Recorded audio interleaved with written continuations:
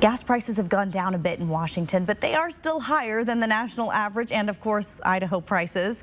Right now, the average price of a gallon of gas is $5.04. In Idaho, it's almost $1 cheaper at $4.14, with the national average coming in at $3.88 a gallon. Now, critics of the state's Climate Commitment Act say the cost to companies to buy carbon allowances is passed down to drivers, which makes the prices go up. But one Washington lawmaker is looking at a program to help drivers offset some of those costs. Bronte Sorotsky shows us how the Carbon Relief Payment Program aims to provide some relief at the pump. This proposed payment program plan would send any extra revenue from the state's Climate Commitment Act back into drivers' wallets. But opponents to this plan say it won't be a permanent solution.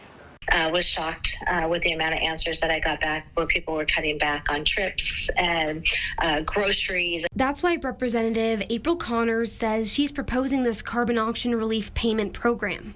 Here's how the proposed program would work. The carbon auction relief payment program would send extra revenue from the state's Climate Commitment Act back to Washington drivers as early as next July. After that first July payment, car owners would then receive a yearly check after renewing their tabs.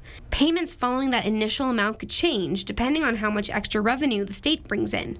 The program's funding would come from extra money collected from the state's carbon allowance auctions. The money that is coming in that is dedicated to the Climate Commitment Act will still go to that, but we have this huge amount of excess, and I want to give the excess money back to the people of the state of Washington. But other lawmakers say this policy isn't a Band-Aid. There are efforts undergoing right now around how do we mitigate the impacts of compliance obligations on residents, but having a random policy that they threw out without talking to anybody, I mean, they're not serious. Senator Joe Nguyen says with how severe our local wildfires have been, we can't afford not to act now.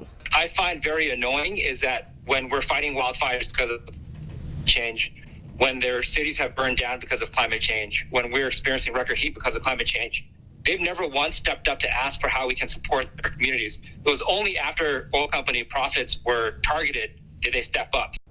Money from the state's cap and trade program goes to projects aimed at improving the environment. This payment program will be introduced in January at the start of the next legislative session. I'm Bronte Sorotsky, 4 News Now.